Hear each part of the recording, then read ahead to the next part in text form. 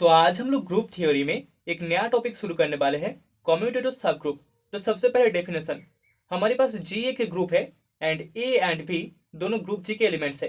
Then c equals to a inverse b inverse A b belongs in group G is called a commutator of group G with respect to the elements a and b belongs in group G. तो यहाँ पर सी equals to हमें जो element मिल रहा है इसी को हम कम्यूटेटर बोलते हैं ग्रुप जी का। ठीक है, तो हमें चाहिए कम्यूटेटिव सब ग्रुप। सो लेट अभी हम लोग मान लेते हैं U equals to the collection of all commutators of group G।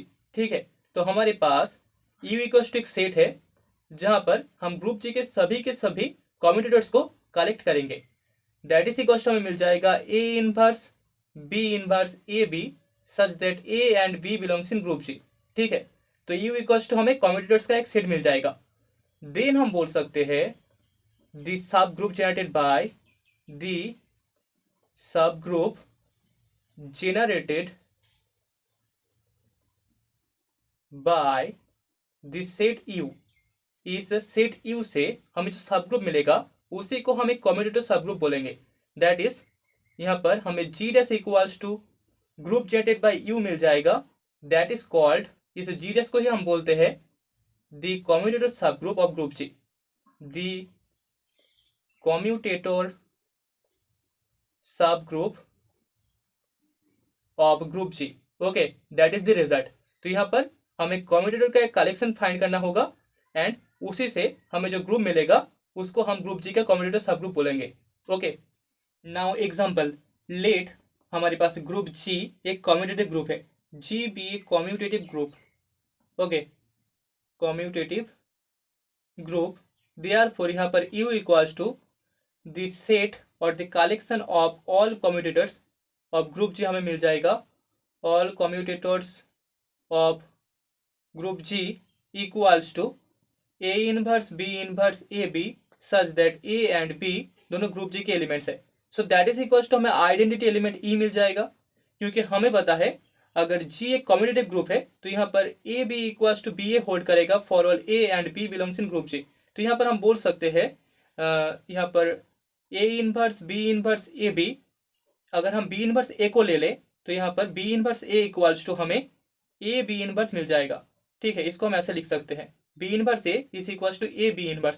So that is equals to हमें a dot a inverse equals to identity element e मिल जाएगा, डॉट यहाँ पर b dot b inverse is equals to हमें identity element e मिल जाएगा। That is equals to हमें बोल सकते हैं यहाँ पर इसका वैल्यू इक्वल्स टू ई होगा। ओके, तो हमें जो कम्यूटेटर्स का सेट है उसमें सिर्फ और सिर्फ आइडेंटिटी एलिमेंट ई मिलेगा। तो therefore the commutator subgroup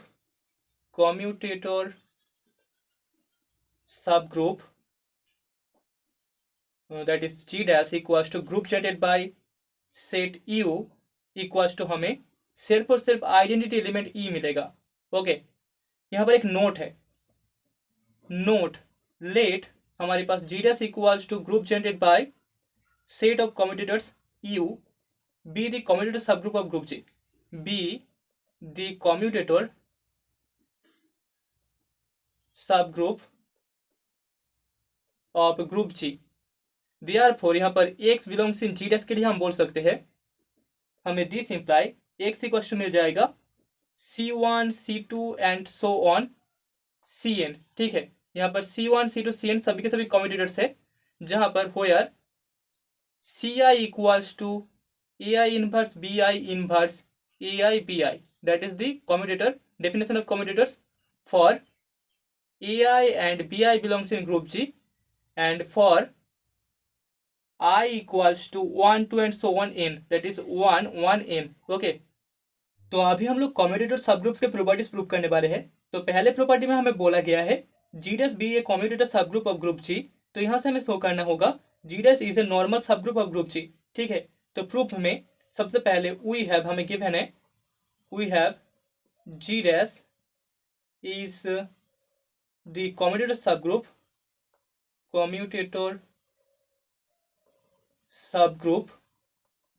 of group G। ठीक है, सो देयरफॉर बाय डेफिनेशन हम बोल सकते हैं यहाँ पर G डैश इक्वल्स टू हमें ग्रुप जनरेटेड बाय U मिल जाएगा। जहां पर यू कॉम्यूटेटर्स का कलेक्शन है, where u is equals to collection of commutator A inverse B inverse A B such that A and B belongs in group G. ठीक है, so let X belongs in group G and H belongs in G dash. ठीक है, तो therefore हम H equal to लिख सकते हैं C1 C2 and so on Cn कॉम्यूटेटर्स का मल्टीप्लीकेशन, वेयर जहां पर Ci equals to AI inverse BI inverse AI BI for I equals to 1 2 and so on n. Okay, so यहाँ पर h का value हमें मिल चुका है, तो अभी इसको हमें एक नॉर्मल सब ग्रुप शो करना होगा, मतलब कि हमें शो करना होगा x h x inverse belong करता है u में. Okay, so x h x inverse equals to हम लिख सकते हैं x देन h का value c1 c2 and so on cn then x inverse, that is equals to x c1 x inverse x C2 x inverse and so on x Cn x inverse, that is equals to, इसको हम लिख सकते हैं d1 d2 and so on dn, जहां पर where di is equals to x ci x inverse. तो यहाँ पर हमें x h x inverse का वैल्यू मिल रहा है d1 d2 and so on dn. Okay, तो यहाँ पर हमारे पास कंडीशन था d i equals to x c i x inverse, तो यहाँ से हम लोग लिख सकते हैं d i equals to x and c i का वैल्यू होगा a i inverse b i inverse a i b i into x inverse.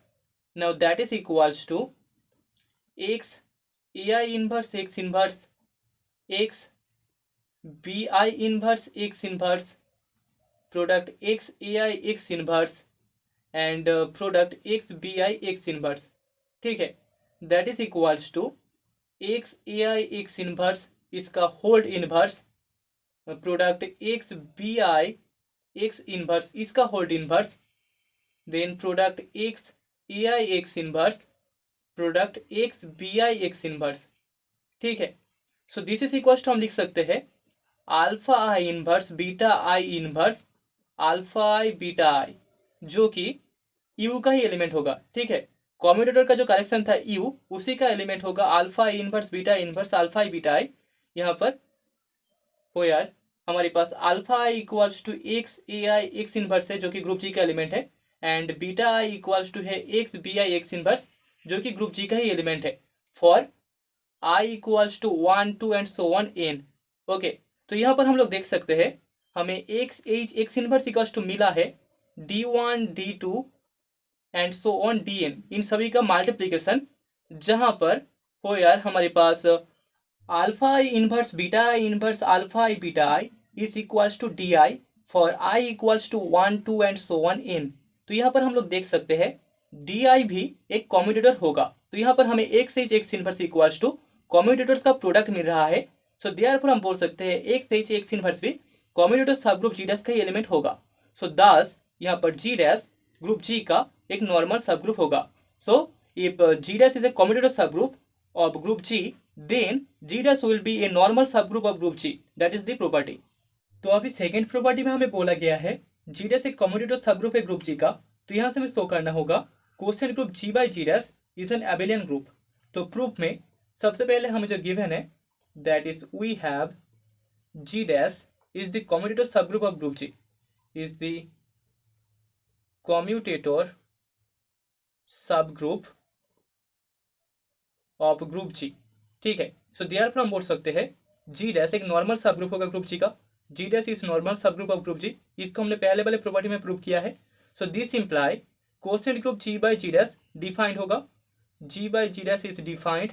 Question group होने के लिए नॉर्मल सब ग्रुप होना जरूरी है, तो यहाँ पर G by G dash defined हो गया.